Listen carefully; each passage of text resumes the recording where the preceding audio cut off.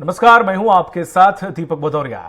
छत्तीसगढ़ विधानसभा सत्र का आगाज हो चुका है। सत्र का आगाज हंगामेदार रहा तो उत्तर प्रदेश में आज का अंदाजा लगाया जा सकता है। हालांकि आने वाले सत्र की कार्रवाई किस तरह से देखने को मिल सकती है, उत्तर प्रदेश किसी मुद्दे पर चर्चा करने के लिए मौजूद हैं भाजपा नेता कंचन दुबे जी। आपको बहुत बहुत स्वागत है।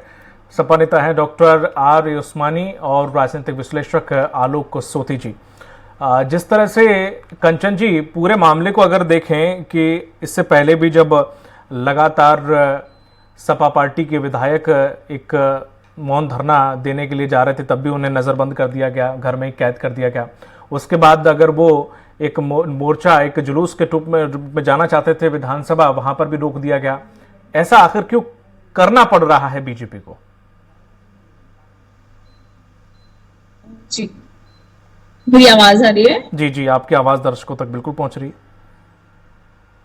देखिए ना, जब हम किसी अच्छे कार्य के लिए उतरते हैं सड़कों पर जी, तो वो सभी को दिखाई देता है, लेकिन जब हम हंगामा क्रिएट करने के लिए, जब हम विवाद क्रिएट करने के लिए, जब हम वितंडावाद क्रिएट करने के लिए उतरते हैं तो लोग इस बात को समझ जाते हैं और जनता इस चीज को बहुत अच्छे से समझती है कि हम क्यों सड़क पर आ रहे हैं। तो ये वितंडावाद जो फैलाने की परंपरा है वो सपा के दिमाग में न जाने कहां से आ गई है। जब चुनाव से पहले ये लोग सक्रिय नहीं होते हैं और 6 महीने पहले सक्रियता लाते हैं, पहले अपने अपने घरों में बैठते हैं, इसके बाद में इनको लगता है नहीं हम रोड पर आ जाएंगे तो जनता हमें मानेगी कि नहीं हम जुझारू नेता है। लेकिन वो ये भूल चुके हैं कि जनता बहुत ही समझदार है, जनता स्मार्ट है, जनता को आप बेवकूफ नहीं बना सकते। जितनी भी बेवकूफियां सपा की तरफ से हुई या फिर जो समझते हैं वो लोग, अब वो क्रिएट नहीं हो सकता, ये भूल गए। तो अखिलेश जी वही बार बार रिपीट करते रहते हैं और उनका एक भी फंडा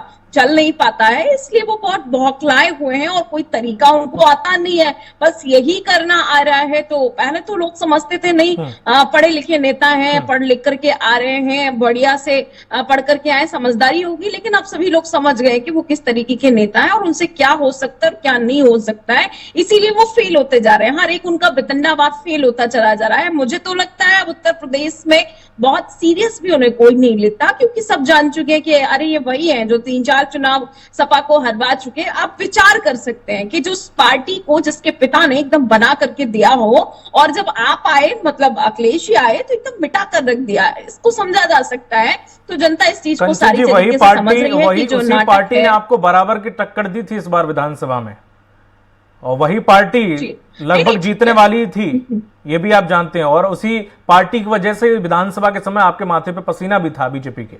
तो ये बात मत बोलिए कि पार्टी, सिंपल सी बात ये है कि अगर वो कोई आंदोलन, ये आपने पहले से कैसे गैस कर लिया कि जिसमें खुद अखिलेश यादव हैं, जिसमें खुद अखिलेश यादव के साथ उनके पार्टी के विधायक हैं, जब वो साथ में कारवा लेके जा रहे हैं तो कैसे उपद्रव हो सकता है? ये आप कैसे कंचन जी कह सकते हैं? नहीं, मैंने ये नहीं कहा कि उपद्रव। तो बैरिकेडिंग क्यों की गई? उन्हें रोका क्यों गया? वजह क्या थी? दोनों में बहुत ऐसे किलेबंदी कर दी गई आप? मतलब आप समझ रहे हैं ना मैं क्या कह रही हूँ?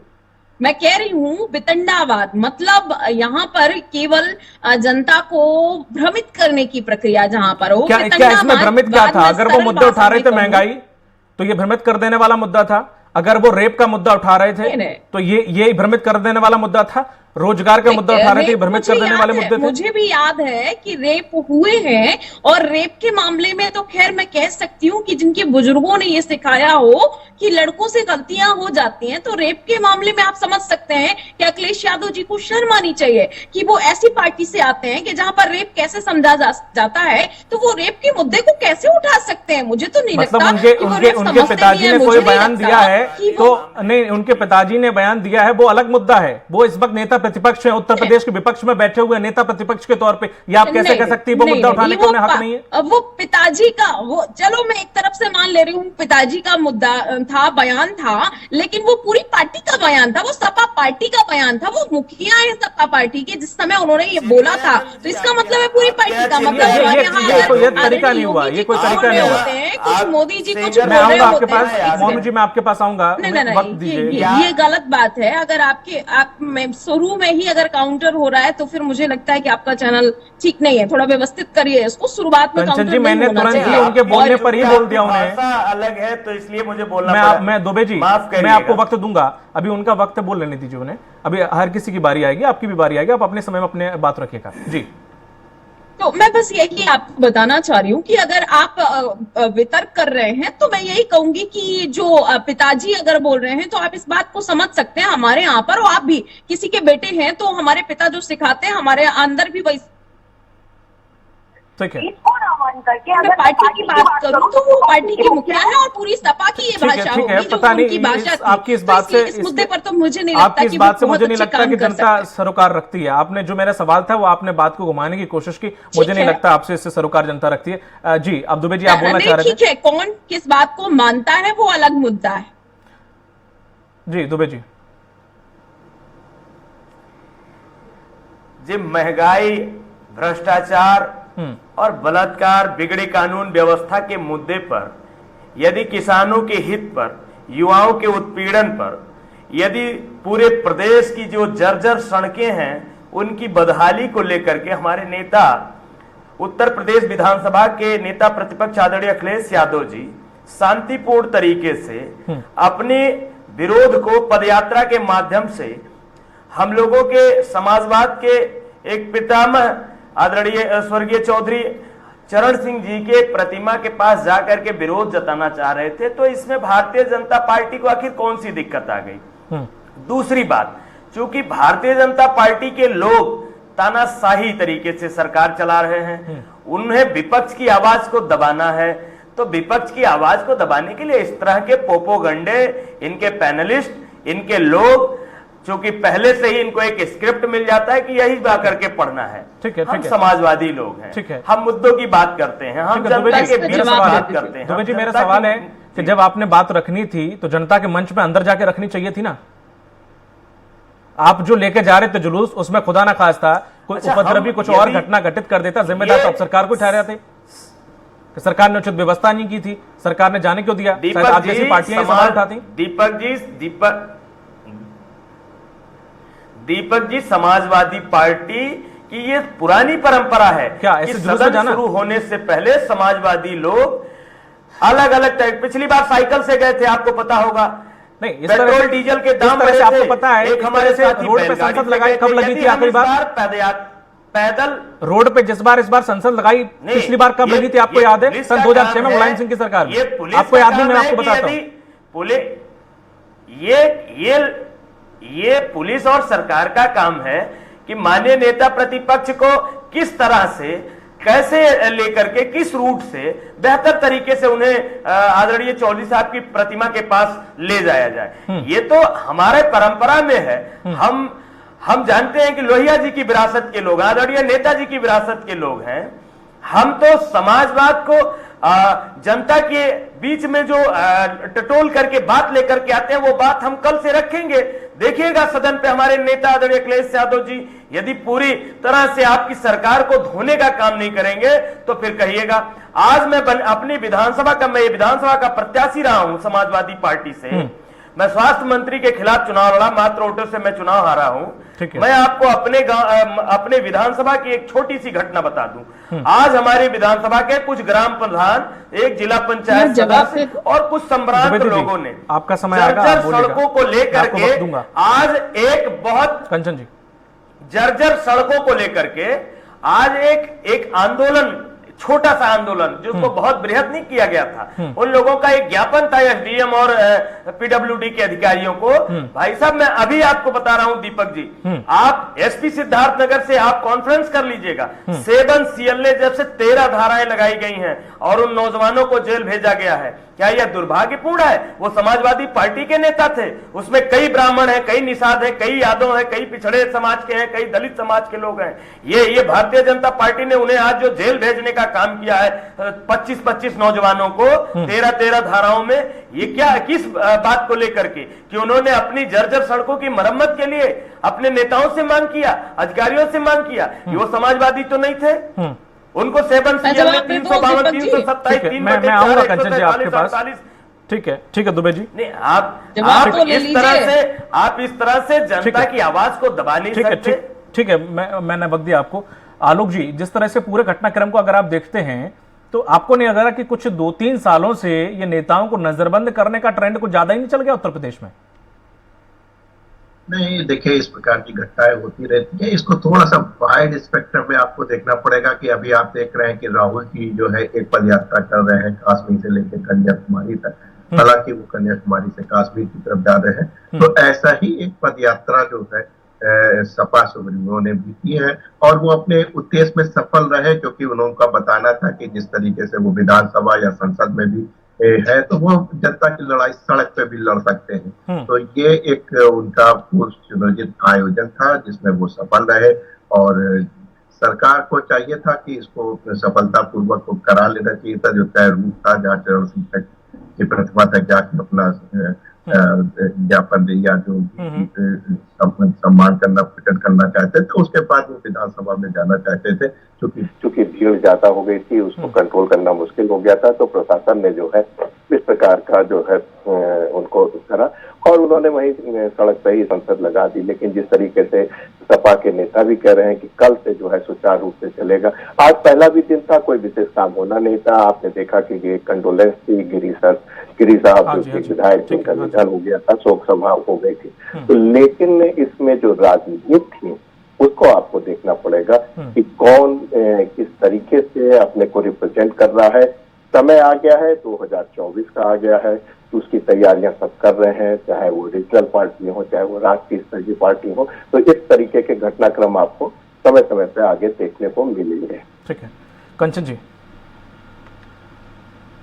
जी दीपक जी, मैंने सुना अभी ना बन पाए हमारे नेताजी को विधायक, शायद नहीं बन पाए वो, तो इसकी टीस तो होगी खैर।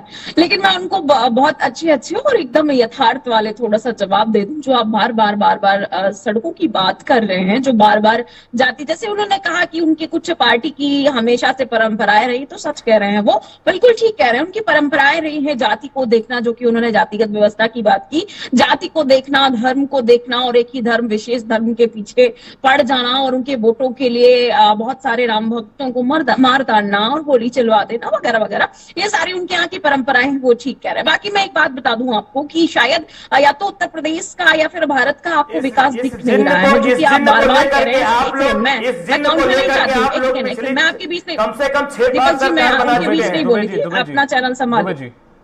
ये इस जिन्न को लेकर के आप 6 बार सरकार बना चुके हैं। पूरे देश की जनता बदहाली से जूझ रही है। शर्म आनी चाहिए आप लोगों को। अपने टाइम पर आप हमारी बहन है, इसलिए हम आपसे बहुत आपको प्रतिकार करना है, आपकी बारी आई, आप उनके उत्तर दे सकते हैं प्रश्नों का या प्रतिकार कर सकते हैं। आपकी बारी आएगी तब रखिएगा बात अपनी।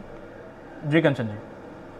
धन्यवाद दीपक जी। देखिए, बात वही है ना कि तो लोग सड़कें नहीं बना पाए, एक सड़क बनाने के बाद वो भी अधूरी छोड़ देने के बाद सड़कों की बात कर रहे हैं, तो थोड़ा आश्चर्यजनक है। जहां पर भारत में, उत्तर प्रदेश में, जहां हाईवेज का एकदम से जाल बिछाया जा चुका है, वहां पर वो एक सड़क बना करके बात कर रहे हैं कि सड़क नहीं बनी हुई है। दूसरी बात मैं आपको बता दूं कि उत्तर प्रदेश हो या भारत, हमारे देश में कोरोना को झेलने के बाद भी, जहां पर ब्रिटेन हो या फिर अन्य जो हमारे ऊपर जो राज्य में राज्य कर गए, वो लोग हमारे स्तर से अब बहुत गिरी हालत में चल रहे हैं कोरोना के बाद, और हमारे यहाँ पर स्थितियां इतनी सम हैं और हम अधिकतर चीजों में आगे बढ़ते चले जा रहे हैं। महिलाओं की बात करें, चलो ये लोग अभी बात कर रहे थे ना महिलाओं की आपको बात बता दें, भारत में जो हमारा देश है आज इस टाइम पर ना ऑस्ट्रेलिया है, ना ब्रिटेन है, ना फिर जर्मनी है, ना कोई और देश लगता ही नहीं है। और सबसे ज्यादा हमारे यहाँ पर महिला पायलट में सबसे ज्यादा दुनिया में, विश्व में महिलाओं ने जो काम किया है, जो स्तर है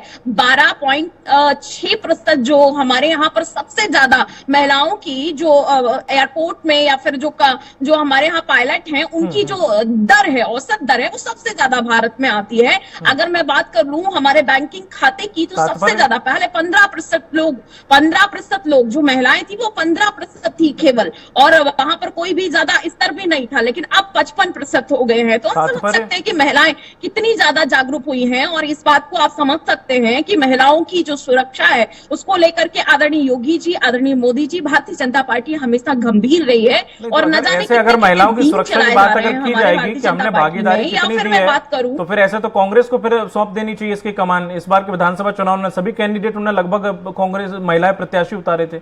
ऐसे करके ये कौन सा पैमाना हुआ कि कांग्रेस की नहीं, ये महिला कैंडिडेट तो केवल हमारी वजह से सबसे ज्यादा है। जब आप इतनी सुरक्षा कर रही हैं तब एक दो दलित लड़कियों का रेप करके उन्हें टांग दिया जाता है, आप ये हिम्मत देख रही हैं?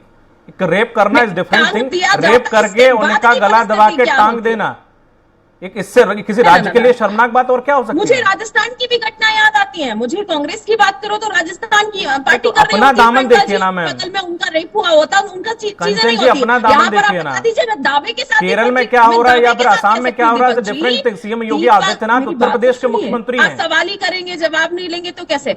आप ये बताइए, मैं दावे के साथ ये बात कह सकती हूँ, अगर किसी ने गलती की है तो वो बख्शा नहीं गया है। कांग्रेस की तरह, सपा की तरह ये नहीं बोल दिया गया है नहीं गलतियां हैं, हो जाती लड़के हैं गलतियां नहीं। जिसने गलती की है उसे सजा मिली है। अगर कोई छोटा हो तो मुझे आप बता दीजिए, एक उदाहरण बता दीजिए। नहीं हो सकता। कंचन जी, आज से 2 दिन पहले मैं एक खबर पढ़ रहा था, जगह उसका नहीं पता, उत्तर प्रदेश की खबर थी। उसमें एक लड़की को गांव के 4 लोगों ने उसके घर में घुस के उसके साथ रेप किया और जलते हुए तेल से उसे जला दिया। उसका बाप सरकार से गुहार लगा रहा था कि हॉस्पिटल वाले उसका इलाज नहीं कर रहे, सीएम योगी आदित्यनाथ कुछ पैसे दे दें तो मैं उसका इलाज करा लूं। केस लिखने की तो बहुत दूर की बात रही। तो आदरणीय योगी जी तक अगर बात पहुंची होगी और सरकार तक बात, पहली बात तो प्रशासन पर ये बात पहुंचनी चाहिए, पहुंची होगी तो उसमें कार्रवाई हुई। अब आपने उस खबर पर ध्यान दिया? नहीं दिया होगा आपने खबर पर ध्यान कि क्या हुआ, उसमें आगे क्या घटनाएं हुई, क्या चीजें हुई। अब आप देखिए ना कि प्रशासन उसमें क्या काम कर रहा है। आपने खबर पढ़ी और बंद कर दिया, चैप्टर ला करके आप यहाँ पर प्लेटफॉर्म पर बता रहे हैं, लेकिन खबर देखिए, समझाइए। होता है, देखिए दुर्घटनाएं होती हैं, लेकिन इसके लिए तो कोई नहीं वो कर सकता है, आप इसको नहीं रोक सकते हैं। लेकिन हाँ, वो दुर्घटनाएं फिर से वापसी ना हो, वो दुर्घटनाओं का औसत कम होना चाहिए। वो दुर्घटनाएं, मैं एनसीआरबी की रिपोर्ट बता रही हूँ आपको, जो कि अब दर बहुत कम हुआ है, बहुत सारी चीजें घटी हुई हैं। तो ये सारी चीजें हम देखने को मिल रहे हैं और अब हमें ये पता होना चाहिए कि महिलाओं की सुरक्षा बहुत अधिक है। ये खुद महिलाएं कह रही हैं, जिस चीज में हम आगे बढ़ रहे हैं उनका औसत भारतीय जनता पार्टी के साथ में जुड़ रहा है, तो इसका मतलब है कहीं ना कहीं चीजें अच्छी होंगी। ये सपा की तरह और कांग्रेस की तरह नहीं है। इसलिए ये सारी चीजें जो चल रही हैं, क्योंकि अब इनके पास कोई मार्ग नहीं है। जैसे कांग्रेस की बात, अभी यात्रा चल रही है, भाई आप तो जोड़े जुड़ाए भारत को कह रहे हो कि हम जोड़ने चले हुए। मुझे तो नहीं समझ में आता कि भारत हमारा कहीं छूटा हुआ है, कहीं बिखरा हुआ है। नहीं, आप अगर एक बार ये कहते ना, थोड़ा मीनिंग बदल देते ना, तो बात बन जाती कि भैया हम पार्टी जोड़ने चले हुए हैं, भारत तो जुड़ा हुआ है। तो उसका सेंटेंस ही नहीं बन रहा है कि आप किस हिसाब से निकले हुए हो यात्रा करने। तो पहले उनको यही करना चाहिए। बाकी जब से आदरणीय भारत जोड़ो, आपने अपने तर्क दे दिए, उनके तर्क नहीं सुने। भारत जोड़ो का मतलब, भारत अगर जुड़ा हुआ है तो जुम्मे की नमाज के समय ड्रोन से और कैमरे से इतनी निगरानी रखने की क्यों जरूरत पड़ रही है? अफगानिस्तान है क्या ये भारत? नहीं, निगरानी तो स्कूल में भी होती है, निगरानी तो हर अपने ही लोगों से खतरा उत्पन्न हो जाए तो कैसे भारत एक हो सकता है भाई? क्यों नफरत है? मतलब निगरानी नहीं होगी तो लोग बिगड़ जाएंगे ना। निगरानी होनी चाहिए, सरकार का फर्ज है कि हर एक चीज में निगरानी होनी चाहिए। जहां पर गलत व्यवस्थाएं हो वहां निगरानी हो, जहां पर गलत चीजें होने की, दुर्घटनाएं होने की चीजें हो, वर्गों में मनमुटाव आया है ना, तो ये तो अच्छी बात है। वर्गों में मनमुटाव आया है ना मैम, इसको तो स्वीकारिए। क्यों हालात वैसे बने हैं ना। जो अच्छे लोग हैं, क्यों भाई ऐसा क्या हो गया कि मनमुटाव आएगा? ये वो देश नहीं चल रहा है। यहाँ पर वो वाली सरकारें नहीं चल रही हैं कि चुनाव से पहले वक्फ बोर्ड को दान दे दी जाती थी जमीनें। दिल्ली की अच्छी जमीनें वक्फ बोर्ड को केवल इसलिए दान दे दी गई कि वहां से महंगाई भी होता है। मतलब एक मुद्दा महंगाई भी था। वही बात कर रही हूँ कि यहाँ पे तुष्टीकरण वाली चीजें है ना, वो खत्म हो गई है। यहाँ नहीं चलेगा। यहाँ जो गलत है उसके लिए निगरानी भी होगी और उसे सजा भी मिलेगी। यहाँ जो सही है उसके लिए कोई भी उसे इनाम भी मिलेगा। यहाँ पर धर्म, तुष्टीकरण, ये जाति नहीं चलेगा। यहाँ पर जो जिस प्रकार से एक तरफ बीजेपी, जब अखिलेश यादव कोई घटना घटती है तो कहते विपक्ष तो सक्रिय नहीं है, वो तो ट्विटर पे लगे रहते हैं, जमीन पे उतरते हैं तो आप उतरने नहीं देते हो सही से। उतरने से पहले तो नजर बंद कर देते हो, अगर उतरते हैं तो बैरिकेड्स लगा अखिलेश जी देते को हो। उतरने नहीं दिया ना, क्यों नहीं उतरने देंगे, क्यों नहीं उतरेंगे अखिलेश जी? उतरना चाहिए, अच्छी बात है। अगर विपक्ष हमारा मजबूत होगा, ऐसे हम तो कैसे कहेंगे मजबूत कि वो होगा? अच्छे कंचन जी, मुद्दों ऐसे मजबूत पर नहीं हो बात पाएगा करें, विपक्ष। अच्छे मुद्दों पर चीजें करें, अच्छे मुद्दों पर आंदोलन करें, सड़क पर उतरे, तो अच्छा है कि सरकार मजबूत होगी और उन सारी चीजों पर गंभीरता से ध्यान देगी। अगर कोई ठीक है। चीजें छूट भी रही है, पहली बात तो हम नहीं चाहते कि कुछ भी छूटे, और छूट रहा है तो उस ठीक- पर ध्यान दिया जाएगा, ठीक है, अच्छा कंचन है जी। हमारे लिए। समय चूंकि कम है, तो दुबे जी की जगह मैं विश्लेषक जो हमारे साथ हैं आलोक जी, उनके साथ जाना चाहूंगा, क्योंकि आलोक जी आपको समय बहुत कम मिल पाया। आलोक जी, इस पूरे घटनाक्रम को देखें, जाहिर है विपक्ष के मुद्दे बहुत अच्छे हैं और उन्हें भुनाने का भी मौका है, जो कि अखिलेश यादव शायद नहीं चूकेंगे। लेकिन अब सवाल ये खड़ा होता है कि महिलाओं के लिए एक दिन रखा गया, बहुत अच्छी पहल है, शायद इससे अच्छी पहल हो भी नहीं सकती कि महिलाओं के लिए एक दिन रखा गया है। सवाल ये खड़ा होता है कि अगर महिलाओं के साथ इसी प्रकार के सिलसिले होते रहे या फिर महंगाई ऐसी बढ़ती रही, इन मुद्दों से मुंह नहीं मोड़ा जा सकता, ये वाकई में एग्जिस्ट करते हैं और हैं, तो कैसे काम चलेगा? कम शब्दों में दीजिएगा सर, समय बहुत कम बचा हुआ है। जी जी, आप बिल्कुल ठीक कह रहे हैं कि महिलाओं की जो सुरक्षा है, जो उनके प्रति अपराध हो रहे हैं, और जो आप देख रहे हैं कि शिक्षा और स्वास्थ्य की जो कंसर्निंग है, जो वुमेन्स एम्पावरमेंट के लिए जो बातें सामने उभर के आ रही हैं, ये एक अच्छी पहल है। उसमें आप देखेंगे चाहे वो सत्ता की रूल की जो महिलाएं हैं या जो विपक्ष की हैं, वो बैठेंगी और एक कोई अच्छा डिस्कशन होगा, किसी उस पर आएंगे, निकल के सामने आएंगे। लेकिन यहाँ पे समझने वाली बात है, जो महंगाई है, जिसकी वजह से आप देख रहे हैं कि जो घर का जो चूल्हा है, जो घर का जो खाना है, वो जो महिलाओं की प्राथमिकता होती है, उस पे जो बर्डन आया है, वो भी जो है महिलाएं बेहतर तरीके से बता पाएंगी सदन के अंदर कि किस तरीके की समस्या उनके सामने आई है। तो उम्मीद है कि ये 22 तारीख को जो महिलाओं के लिए एक डेडिकेट करके पूरा दिन उनके लिए रखा गया है, कुछ एक अच्छा डिस्कशन निकल के आएगा, जिसमें सरकार भी आगे बढ़कर से हिस्सा लेगी और विपक्ष भी अपने बात को जोर तरीके से रखेगा। ठीक है, हमारे साथ इस पर चर्चा में शामिल होने के लिए कंचन जी आपका, आलोक जी आपका और मोनू जी आपका, तीनों लोगों का बहुत बहुत शुक्रिया। तो जिस तरह से विधानसभा का सत्र कल से मुख्य रूप से शुरू हो जाएगा, अब ऐसे में विपक्ष जो तैयारी करके आया है, क्या कहर ढाता है, क्या आखिरकार बहस होती है और क्या उसका निष्कर्ष निकलता है, सत्र में देखने वाली बात होगी। इस पर चर्चा में फिलहाल इतना ही, दीजिए इजाजत, नमस्कार।